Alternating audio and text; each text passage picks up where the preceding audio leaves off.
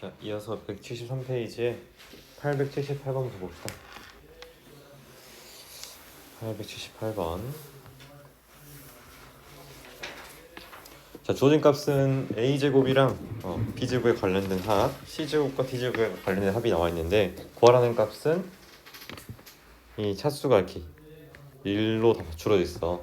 이럴 때 우리가 쓸 수 있는 게 코시 슈바르츠 법칙을 쓸 수 있다. 코시 슈바르츠 부등식. 그래서 얘는 지금 나왔을 때 AD랑 6BC야. 그럼 이게 나오려면은 자 A제곱 플러스 4B제곱 이거랑 원래 이제 9C제곱 플러스 D제곱 이런 거 적을 건데 얘는 6BC 나오고 A 나와야 되니까 여기다 이제 D제곱을 적읍시다. D제곱 플러스 9C제곱 이렇게.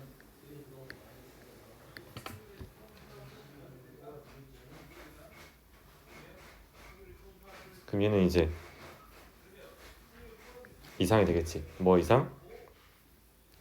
AD 플러스 6BC의 제곱 이상. 이렇게.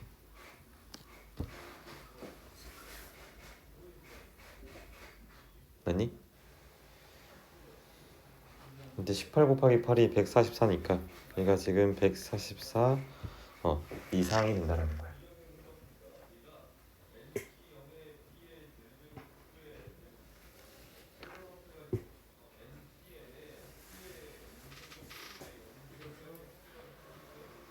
맞니?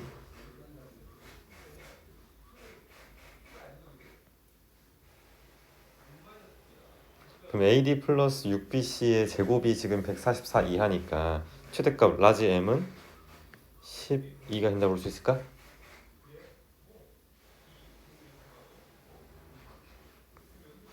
근데 이때의 B분의 A랑 D분의 C의 값을 또 구해야 돼. 그럼 이 값은 어떻게 구할까? 이것들은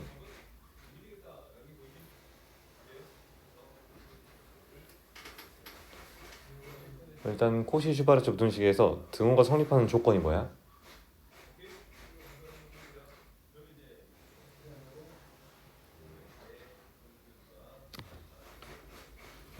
코시-슈바르츠 부등식 A제곱 플러스 B제곱 X제곱 플러스 Y제곱 얘가 AX 플러스 BY의 제곱 이상이다. 이 식에서 등호 성립하는 상황은 A분의 X랑 B분의 Y가 같을 때야. 그럼 여기서 똑같이 적용해주면은 A분의 D랑 뭐랑 똑같을 때? 이 B분의 3C가 똑같을 때야. 맞지?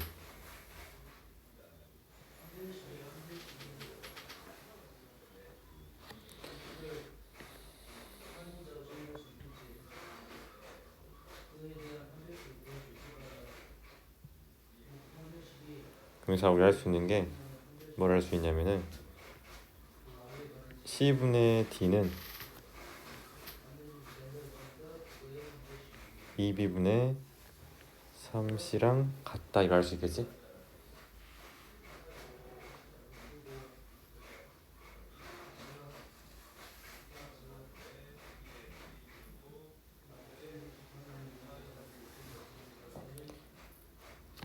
지금 이게 A 2B분의 3A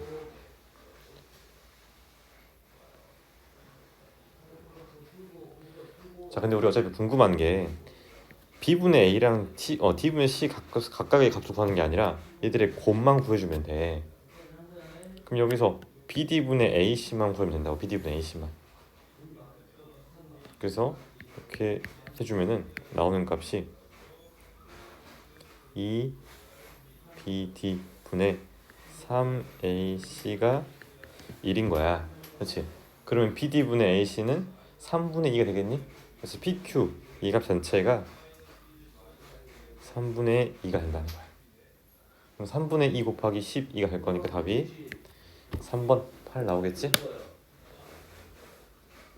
됐니? 그래서 코시-슈바르츠 부등식은 정확히 우리가 차수가 다를 때 차수를 낮추게 만드는 상황을 마련할 때 쓰는 것이고, 이 코시-슈바르츠 부등식에서 등호 성립 조건은 이렇게 a분의 x랑 b분의 y가 똑같을 때 성립하더라. 그 다음에 882번 봅시다. 자, 그림과 같이 길이가 루트 10인 직사각형의 모양의 종이를 점선을 따라서 접어서 두 밑면이 없는 정육각형 모양의 상자를 만들려고 하는데, 이 상자의 모든 모서리의 길이의 합의 최대값이야. 모든 모서리의 길이의 합의 최대값. 그러면은 선생님이 여기를 A라 하고 얘를 B라고 한다면은 이 육각 기둥에서 모든 모서리 길이 나는 거는 지금 A가 총 6개, 12개 있겠지. 12A 플러스 그 다음에 B는 마찬가지로 6개 있을 거야. 6B. 이거에 대한 최대값을 구하라는 거야. 근데 주어진 정보는 여기 대각선의 길이 나와 있으니까 우리 피타고라스 정리를 이용하면은 알 수 있는 게 뭘 알 수 있냐? 36 A 제곱 플러스 B 제곱이 10이라는 거를 알 수 있어.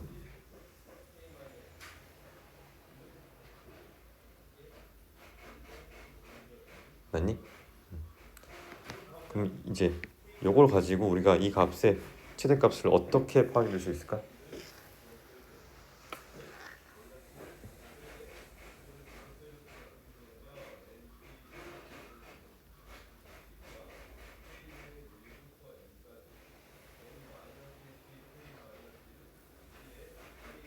얘도 마찬가지로 코시-슈바르츠를 써가지고, 그러니까 샷수를 낮춰야 되는 상황이니까 코시-슈바르츠 써야 돼, 그렇지?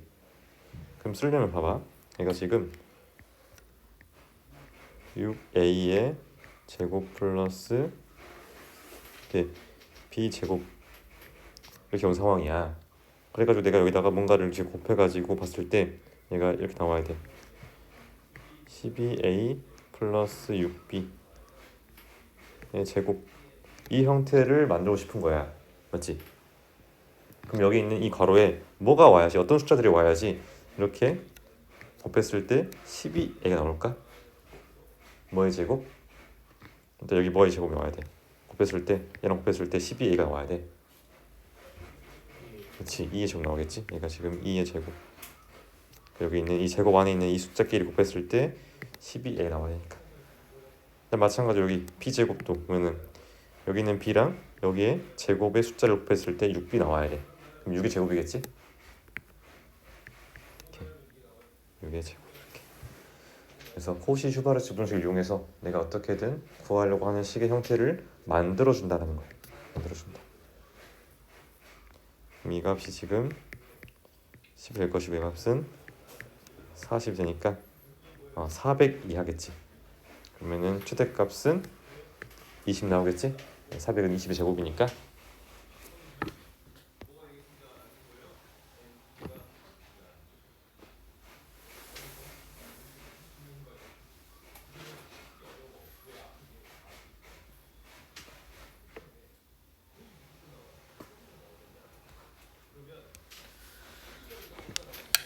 그다음에 다른 방식으로 하나 풀어줄게. 어떤 방식이 있냐면은 여기서 우리 궁금한 게 이 값인 거야, 그렇지? 그래서 이 값을 선생님 그냥 k라 두고 볼게. k라 두고 나면은 우리가 알 수 있는 게 6a가 마이너스 3b 플러스 2분의 1 k라는 정보를 알 수 있겠지. 6a가 그냥 2항하고 식정리한 거야. 그냥 A로 나눠가지고. 왜 6a를 구했냐면은 여기 있는 이 친구가 6a의 제곱이니까. 그래서 요거를 이렇게 쏙 대입해줘. 대입해줘 나면은 나오는 식이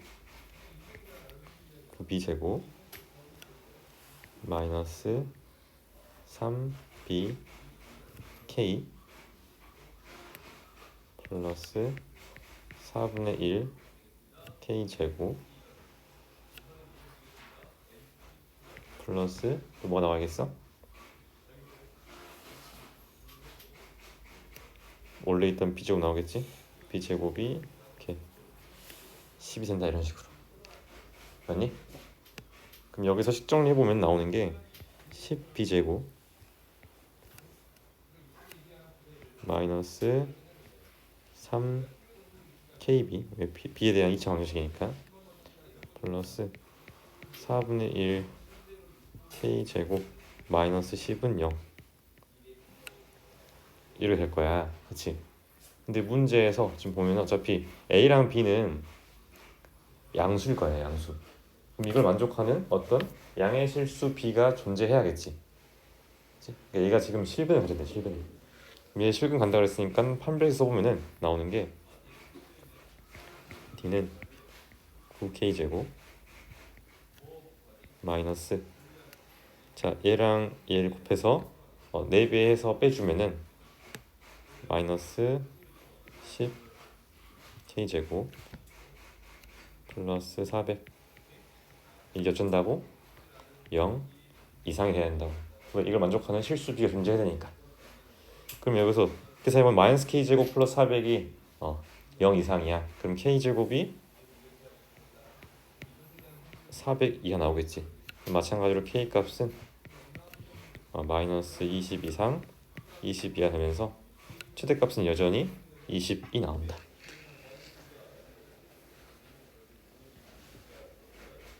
이해되니? 그래서 이렇게 두 가지 방식으로 다 풀 줄 알아야 돼.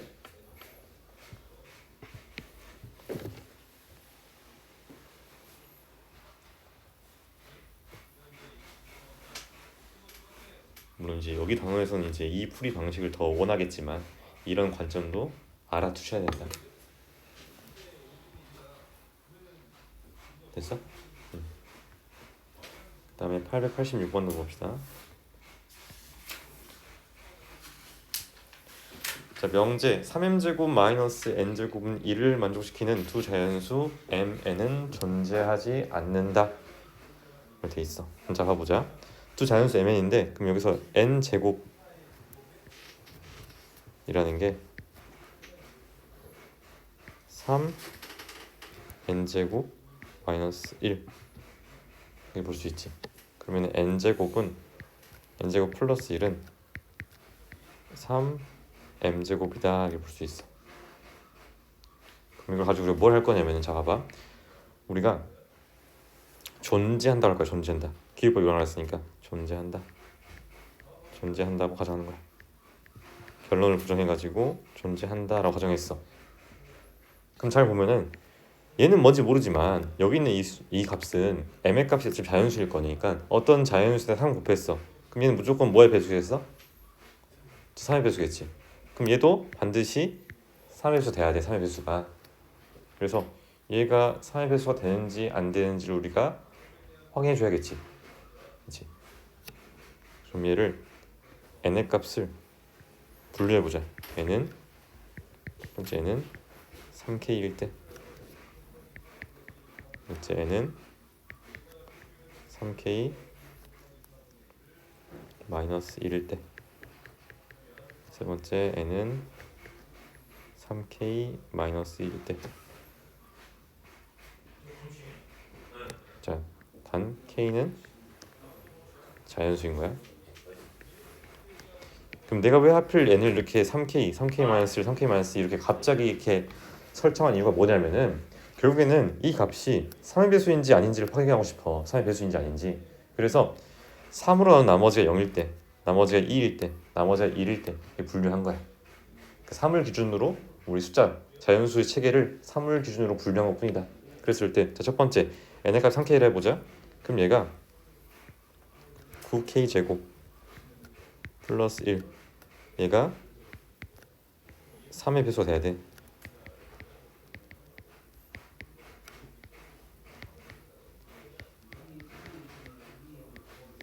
근데 여기는 지금 3으로 나누면 나눠 떨어진단 말이야. 그치? 얘는 지금 3 곱하기 3k제곱 플러스 1이니까 여기 있는 9k제곱 플러스 1은 다른 건 몰라도 3으로 나눴을 때 나머지가 1인 숫자인 거야. 근데 얘는 3의 배수잖아. 여기 있는 값은. 그러면 성립 안 하겠지? 그래서 얘는 존재할 수 없는 거야. 마찬가지 n의 값 3k 플러스 3k 마이너스 1 해보자. 그럼 이때도 우리가 알 수 있는 게 9k 제곱 마이너스 6k 플러스 2를 볼 수 있단 말이야. 그럼 얘는 3으로 묶었을 때 3k 제곱 마이너스 2k 플러스 2라서 얘는 이 숫자는 뭔진 몰라도 다른 건 몰라도 알 수 있는 게 3으로 나눈 나머지가 2라는 걸 알 수 있겠지. 왜냐면 3 곱하기 어떤 자연수 플러스 2인 거니까. 그다음 세 번째 n의 값 3k 마이너스 2인 경우도 9k 제곱 마이너스 12k 플러스 5니까 이 값은 3을 묶어주면은 그러니까 3으로 나누는 거야. 3으로 나눴을 때 나머지를 보면은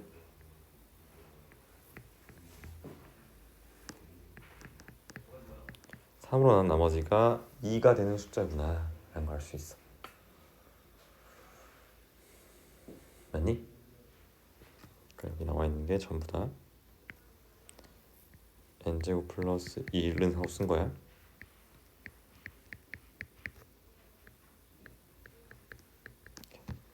그럼 그 어떠한 경우도 3으로 나눴을 때 나눠 떨어지지 않기 때문에 만족하는 m의 값이 존재할 수가 없어.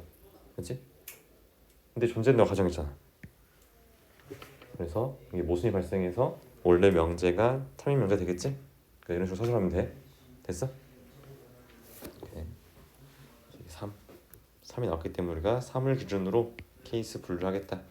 3으로 나누는 나머지를 기준으로. 오케이, 이해하시고.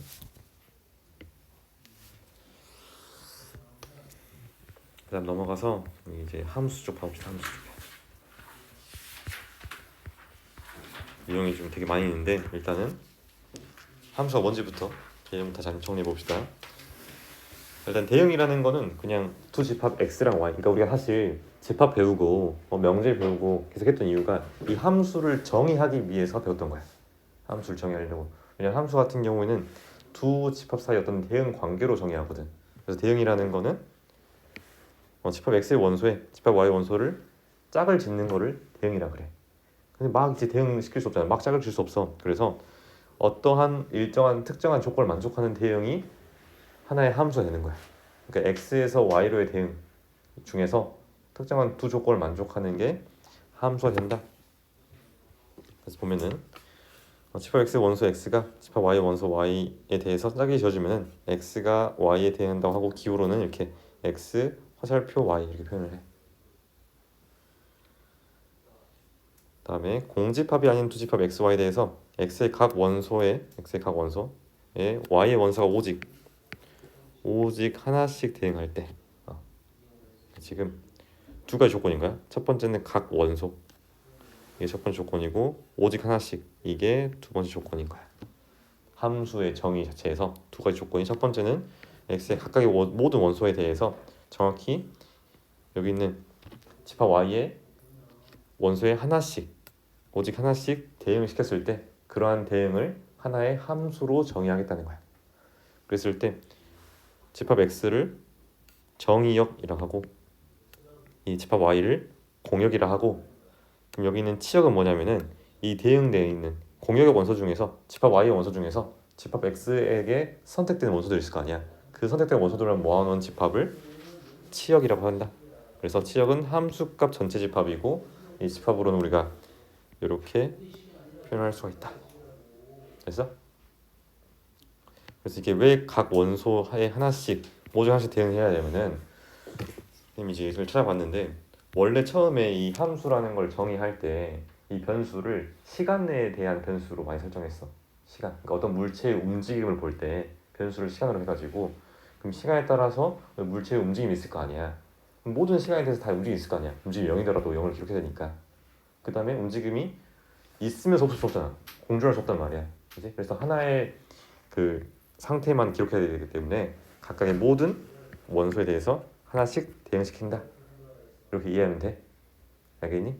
그러니까 처음에 이게 함수가 정의되는 배경 자체가 시간에 대한 어떤 독립 변수를 써가지고 정의했기 때문에 이렇게 정의할 수밖에 없었다. 이렇게 이해하시면 되고, 그 다음에 여기 나와 있는 두 원소 x1, x2에 대해서 이렇게 fx1과 fx2가 다르다면은 x1과 x2는 달라야 돼. 이게 무슨 말이냐면은 함수 값이 서로 다르다면은 그때 x 값도 달라야 된다는 거야. 만약에 함수 값이 똑같았어. 다시 함수가 달랐어. 이렇게 달랐는데 하나의 x에서 왔대. 그럼 이 하나의 x가 두 개를 쏜 거니까 안 되잖아. 그렇지? 오직 하나씩 대응이 되니까. 그럼 이거의 대우 명제는 x1과 x2가 같다면은 fx1과 fx2도 같아야 된다. 이렇게 대우 명제 이용할 수 있고, 다음 함수 y는 fx 정의역이나 공역이 따로 언급되지 않았을 때는 그냥 모든 실수 x의 집합으로 가정하시면 됩니다. 알겠어? 따로 언급이 없으면은. 그다음 서로 같은 함수도 마찬가지로 이게 두 가지 조건을 만족해야 되는데, 첫 번째는 정의역과 공역이 각각 같다. 첫 번째 조건이고, 그 다음에 정의역의 모든 원소 x에 대해서 fx랑 gx가 똑같다. 이렇게. 그러니까 모든 함수가 다 비교했을 때 같으면은 오케이인 거야. 정의역의 모든 원소에 대해서.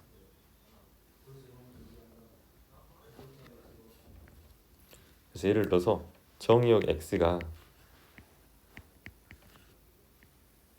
-1, 0, 1 이렇게 있다고 한다면은 fx를 선생님이 x로 정의하고 gx를 x 세제로 정의했을 때 정의역이 -1, 0, 1 이 세 가지 뿐이니까 이 두 함수는 같은 거야. 물론 정의역과 g역이 둘 다 얘라 했을 때 x에서 x로의 함수예요 지금. f랑 g가 이때는 우리가 f랑 g가 이렇게 같다라고 기호로 표현할 수 있다. 그 다음에 함수의 그래프 보면은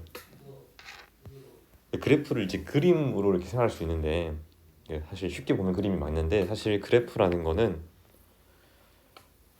원소 x랑 정의역 내의 원소 x랑 이에 대응하는 함수값 fx의 순서쌍의 집합인 거야. 순서쌍의 집합. 그래서 이 순서쌍의 집합을 우리가 표현하면은 그게 그림으로 표현될 거니까 그때 우리가 그래프라고 한다. 그래서 이거 사실 그래프 이게 이 정의가 이게 됐는데, 사실 여러분들 이미 그래프 다 그릴 줄 알잖아. 1차 함수, 2차 함수 계속 그래프를 그렸는데, 사실 그래프를 다시 함수를 배웠으니까 이거 다시 정의한 거야. 수학적으로. 그다음에 함수 파악하는 건 알지? 그래프 파악하는 거. 이 y축에 평행한 직선 그었을 때 오직 한 점에서 만나야 돼. 모든 내가 어떻게 그리더라도 무조건 한 점에서만 만나야 돼. 안 만나도 안 되고 두 점 이상에서 만나도 안 되고 오직 한 점에서 만난다. 그래서 이렇게 함수 그래프를 이렇게 버티컬 라인으로 이렇게 판단할 수 있다. 일단 밑에 여러 가지 함수 봅시다.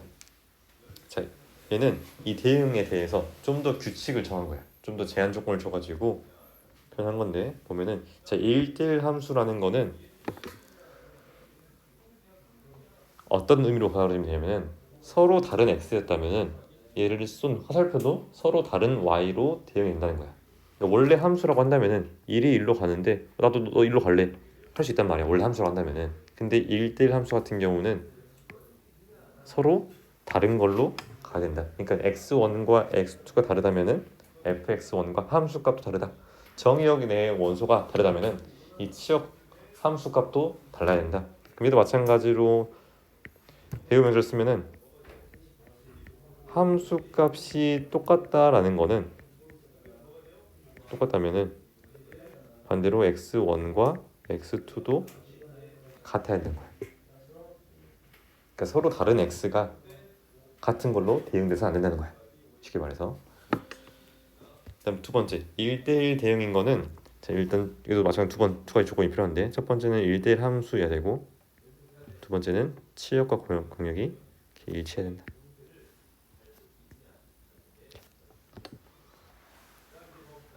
방금 말했던 1대1 함수 조건을 만족하면서 치역과 공역이 똑같다는 거는 우리가 이 대응 관계상에서 뭘 만족해야 되냐면은, 여기서 공역의 원소 중에서 대응되지 않은 원소가 있으면 안 된다는 거야. 그러니까 모든 원소가 정확히 하나씩만 대응이 돼야 돼. 그러면 우리 알 수 있는 게 1대1 대응이 되기 위해서는 반드시 정의역의 원소의 개수랑 공역의 원소 개수가 어떤 걸 만족해야겠어? 원소 개수가 같아야겠지? 왜 달라버리면은 얘가 만약 더 적다 해봐. 더 적다는 거는 뭔가는 겹친 게 있다는 거잖아. 그치? 반대로 더 많다는 거는 뭔가는 선택되지 못하는 게 발생해버린다. 그래서 1대1 대응 같은 경우는 nx랑 ny가 같아야 된다. 즉 정의역의 원소 개수랑 치역 원소 개수가 똑같아야 된다. 그 다음에 항등 함수는 자 x에서 y 집합 x에서 y로의 함수 f가 각각의 모든 원소 x에 대해서 자기 자신으로 대응되는 게 항등 함수인 거야. 자기 자신으로. 그러니까 예를 들어서 아까 봤던 이 함수도 항등 함수겠지. 왜? 마이너스 1을 대입했을 때 마이너스를 나오고 0 대입하면 0 나오고 1 대입하면 1 나오니까. 그렇지? 근데 가장 기본적인 가장 대표적인 함수가 이 yx. 얘가 항등 함수야. yx. 왜? x를 넣었을 때 똑같이 나오는 게 또 x일 거니까 y 값이.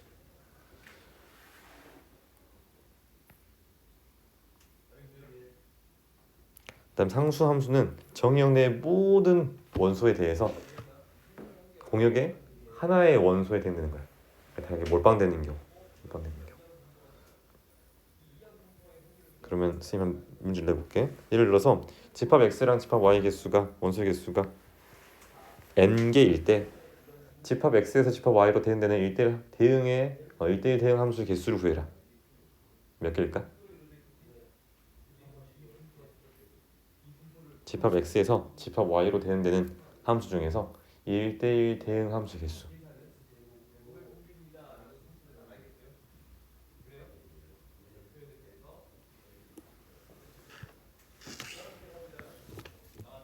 예를 들어서 집합 x가 1, 2, 3, 4 이렇게 썼고 집합 y도 이렇게 1, 2, 3, 4 이렇게 썼어. 그럼 집합 x에서 y로의 대응 이 함수 중에서 1대1 대응 함수 몇 개야? 24. 그렇지. 24개. 결국에는 4 팩토리를 한 거지? 맞아? 그러니까 서로 다른 4개에 대해서 얘를 나열하는 순간 다 다른 게 대응될 거니까. 그래서 얘가 만약 n개였으면은 그때의 1대1 대응 함수 개수는 n 팩토리얼이 될 거야. n 팩토리얼.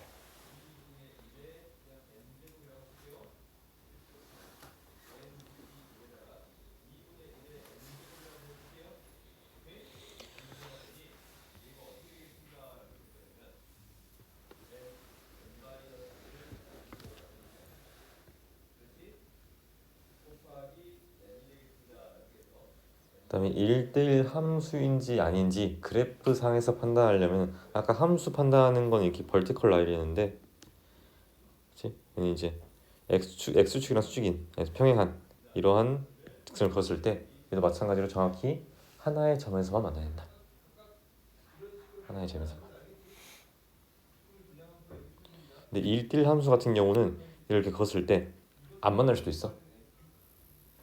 예를 들어서 어떤 함수가 이렇게 생겨서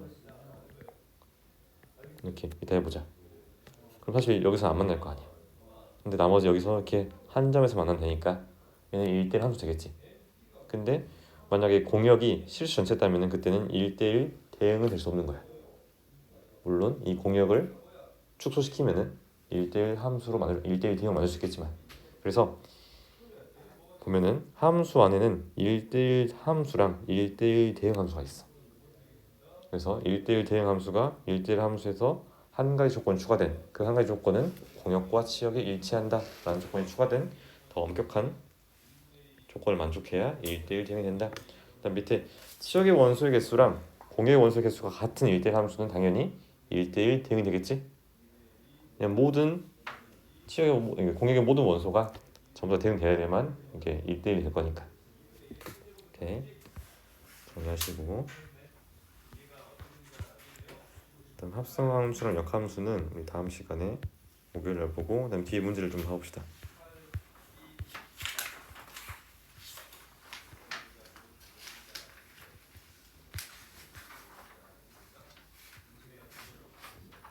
자, 959번 봐보자. 자, FA는 10을 만족시키는 모든 실수 A 값의 합을 구하라 그랬어. 그럼 만약에 이거는 지금 fx 함수가 0을 기준으로 다르게 정의되어 있으니까 A 값도 마찬가지로 케이스 분류 해가지고 첫 번째 A 값이 양수일 때, 두 번째 A 값이 음수일 때, A 값이 이제 0 이상일 때 보면은 A 세제곱 플러스 A 제곱 마이너스 2가 10인 거니까 마이너스 12가 0이 되겠지. 그럼 A에 2를 대입하는 순간 0이 된다는 건 바로 보이니까 얘를 한번 인수분해 봅시다. A 마이너스 2를 인수로 갖고 있을 것이고 뒷부분을 원래는 일반적으로 조리법을 이용할 수 있겠지만 그냥 근과 계수 관계 혹은 계수 비교를 통해서 우리가 일단 A 제곱이라는 걸 알 수 있고 뒤에 있는 이 2차식의 상수항은 얼마겠어? 상수항은 플러스 6이 되겠지. 그러고 나서 A 제곱이 나와야 돼. A 제곱에서 1이야. 그럼 여기서 마이너스 2 나왔으니까 뒤에서는 플러스 3A 제곱이 나오겠니? 3A 나오겠니? 3A 이렇게 맞지? 그럼 여기서 얘를 만족하는 실수 A는 없어. 그렇지? 얘는 허근 사진이니까.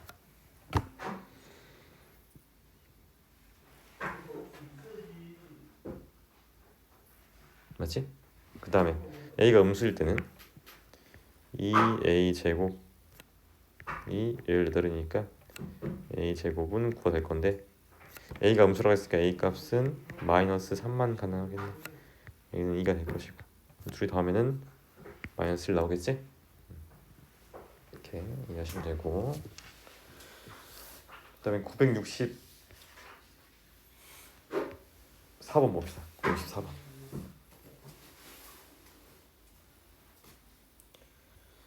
자, 함수 f가 모든 자연수 m 곱하기 n에 대해서 다음을 만족시킨다 되어 있어. 그 n팩 f n팩은 n팩이고 f mn은 이렇게 두 개의 곱으로 이렇게 쪼개진다. 한 가지 곱으로. 그럼 f60이라는 거는 우리가 f에 어떻게 조일 수 있을까? 팩토리얼과 관련시켜서 쪼개 보면은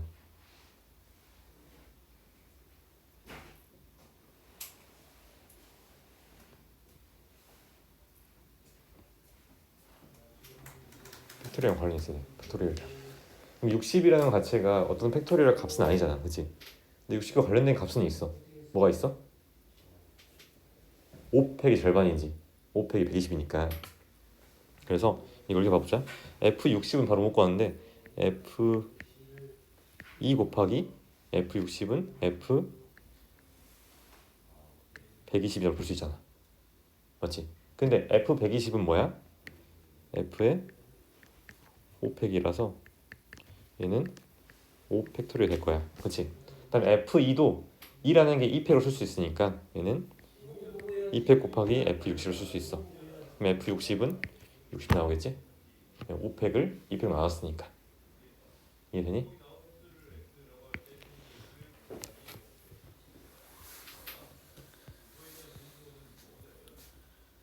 그다음에 969번 나오자. 자, 함수 f가 집합 x에서 x로의 함수인데 x 값의 범위는 마이너스 7 이상 마이너스 3 이하라 그랬어. 그러면은 정의역도 마이너스 7 이상 마이너스 3 이하고 치역도 마이너스 7 이상 마이너스 3 이하가 돼야 돼. 제가 지금 마이너스 7 마이너스 3 마이너스 3 마이너스 7 이렇게 있어가지고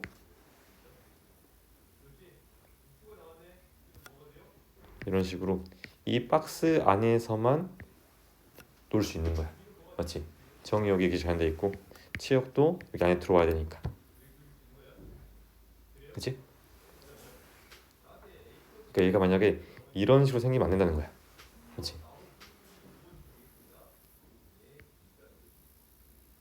맞아? 이런 식으로 생기면 안 돼. 왜냐면 x에서 x로의 함수인데 그럼 여기서 이렇게 정의 안 될 거니까. 그러니까 밖에 나가버렸어.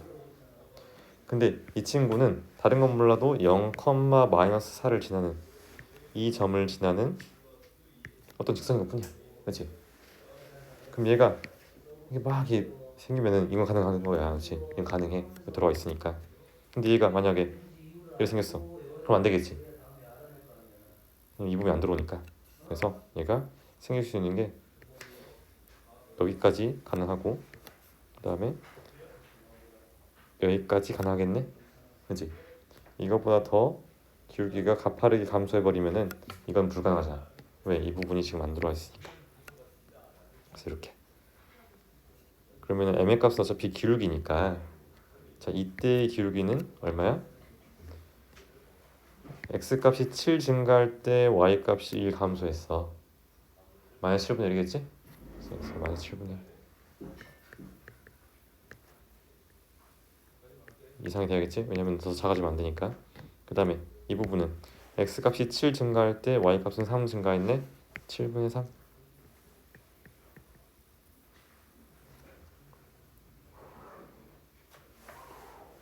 이해되니?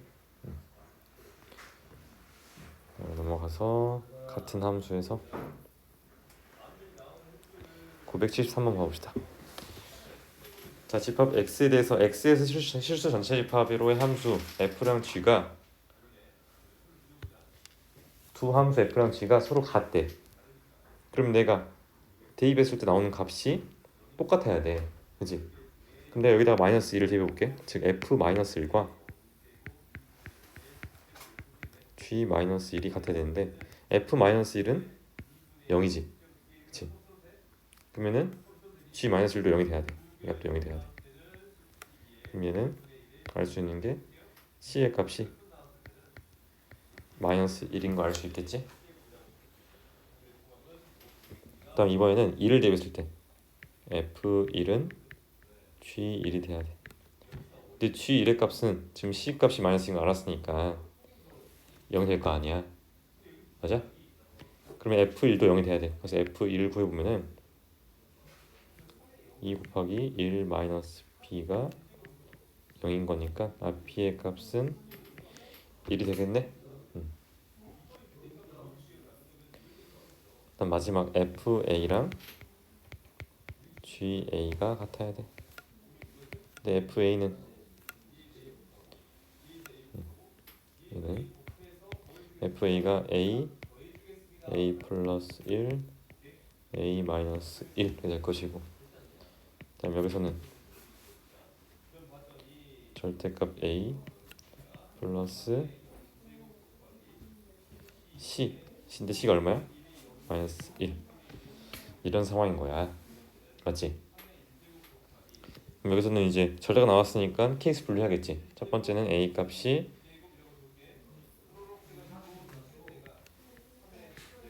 양수일 때, a 값이 양수 0 이상이라는 거는 얘가 a-1일 거 아니야. 그렇지? 근데 문제에서 a가 1이 아니라 그랬으니까 그 약분이 가능해. 맞니? 그럼 a 값이 얼마가 되겠어? a 곱하기 a 플러스 1이 1인 거야. a 곱하기 a 플러스 1이 1인 거야. 그렇지? 그럼 a 제곱 플러스 a 마이너스 1이 0인 거니까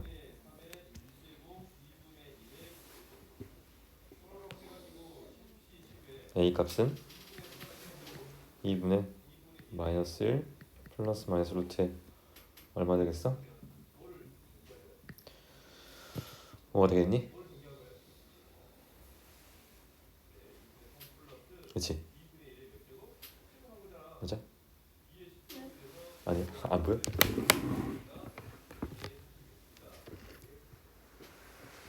a가 0 이상이면 이 부분이 a-일 거니까 이렇게 약분된다.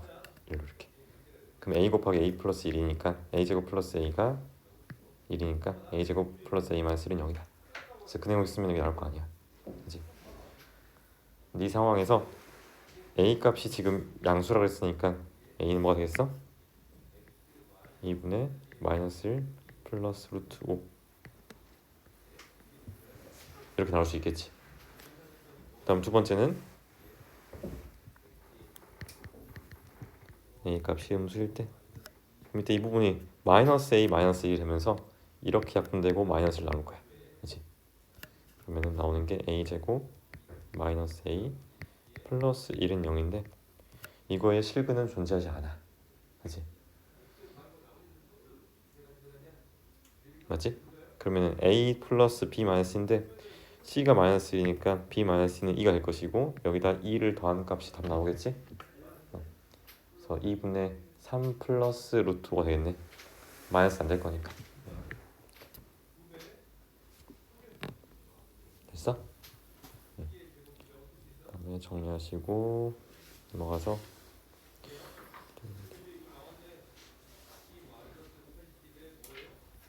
자 981번 봅시다. 자 다음 함수가 1대1 대응이라고 그랬어. 1대1 대응. 근데 보니까 여기 있는 이 함수는 어떤 상황이냐면은 기울기가 마이너스 2인 감소하는 그래프야. 다른 건 몰라도 얘가 이렇게 감소하는 그래프가 있어가지고 2에서의 함수 값이 얼마인 상황이야?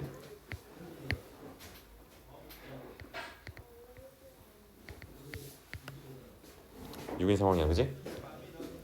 근데 얘가 지금 1대1 대응이 된대. 그러면 여기다 내가 2를 대입했을 때 나오는 함수 값이 6이 돼야 돼. 맞니? 그러면서 얘는 지금 1대1 대응인데 이 뒷부분에서 얘가 지금 이렇게 감소해야겠지. 그래서 감소만 해야 돼. 그래야 1대1 대응이 될 거니까. 얘가 증가하는 순간 예를 들어서 뭐 이렇게 감소하다가도 몇 증가하는 순간 이렇게 두 개에서 만나버리잖아. 그럼 1대1 대응이 아니잖아. 그렇지? 그래서 이 부분에서 얘가 지금 감소해야 된다. 그럼 일단 우리 알 수 있는 게 a 값은 음수겠지. 위로 볼록인 상태가 맞으니까 위로 볼록이 이렇게 위로 볼록인 상태가 맞을 거니까. 그러고 나서 얘를 지금 여기 써볼게. 자 x에다 2를 대입했을 때 뭐 나와야 된다고? 6 나와야 된다고. 그지? 그럼 마이너스 4a 플러스 8a 플러스 b는 6이 될 거 아니야, 그지? 그럼 b라는 값은 뭐인가 알 수 있어? 마이너스 4a 플러스 6이 된다는 걸 알 수 있어.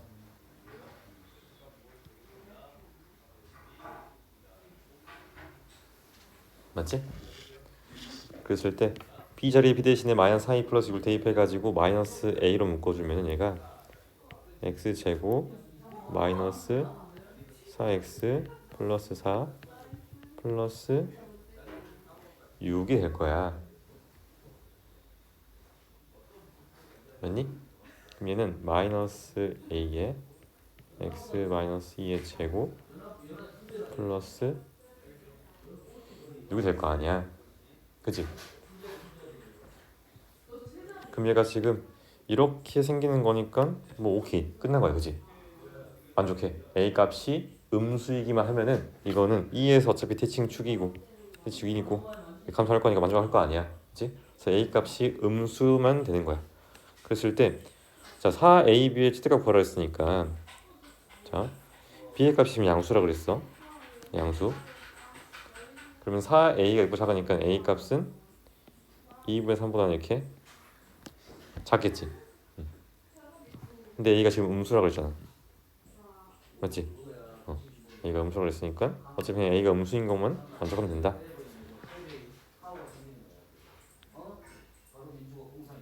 그럼 여기 봅시다. 자 4ab의 최대값인데 4ab는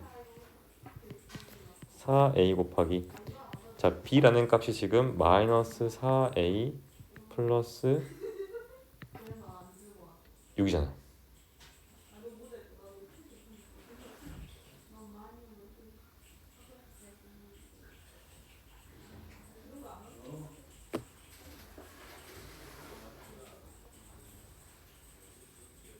맞니? 마이너스 4a 플러스 6.